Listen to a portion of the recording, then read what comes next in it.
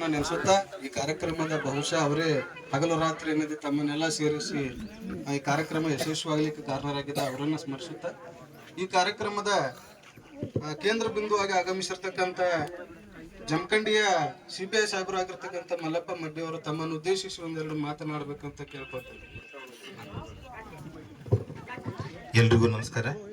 ಇವತ್ತು ಭಾರತ ರತ್ನ ಡಾಕ್ಟರ್ ಬಾಬಾ ಸಾಹೇಬ್ ಅಂಬೇಡ್ಕರ್ ಅವರ 134ನೇ ಜನ್ಮದಿನದ ಅಂಗವಾಗಿ ಈ ದಿನಾಚರಣೆಯನ್ನು ನಾವು ಇಲ್ಲಿ ಆಚರಣೆ ಮಾಡ್ತಾ ಇದ್ದೀವಿ.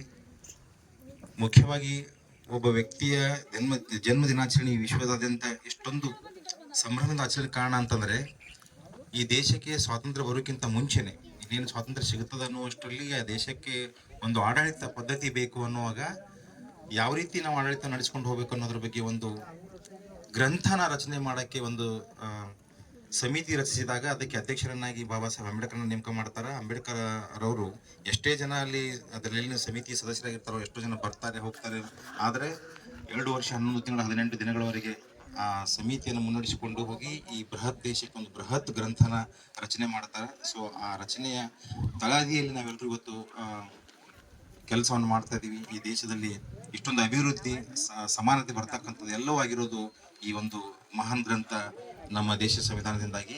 ಸೊ ಬಾಬಾ ಸಾಹೇಬ್ ಅಂಬೇಡ್ಕರ್ ಅವರು ಏನು ಹಾಕಿಕೊಟ್ಟಂತ ದಾರಿಯಲ್ಲಿ ಅವರು ಮಾಡಿದಂಥ ವಿಚಾರಗಳಲ್ಲಿ ಅವ್ರು ನಡೆದುಕೊಂಡು ಬಂದ ರೀತಿಯಲ್ಲಿ ಅವ್ರೇನು ನಮಗೆ ಒಂದು ಗ್ರಂಥ ನೀಡಿದಾರೆ, ಆ ಗ್ರಂಥದ ಹಾದಿಯಲ್ಲಿ ನಾವು ನೀವೆಲ್ಲರೂ ನಡೆಯೋಣ ಅಂತ ಹೇಳಿ ನಾನು 2 ಮಾತನ್ನು ಮುಗಿಸಿ ಜೈ ಹಿಂದ್ ಜೈ ಕರ್ನಾಟಕ. ಧನ್ಯವಾದಗಳು ಸಿಪಿಐ ಸಾಹೇಬರಿಗೆ. ಅದೇ ರೀತಿ ಇನ್ನೋರ್ವ PSI ಸಾಗಮರು ಆಗಿರ್ತಕ್ಕಂಥ ಅನಿಲ್ ಕುಂಬಾರ್ ಸರ್ ಅವರು ತಮ್ಮನ್ನು ಉದ್ದೇಶಿಸಿ ಮಾತನಾಡಬೇಕಂತ ಕೇಳ್ಕೊಳ್ತಾರೆ.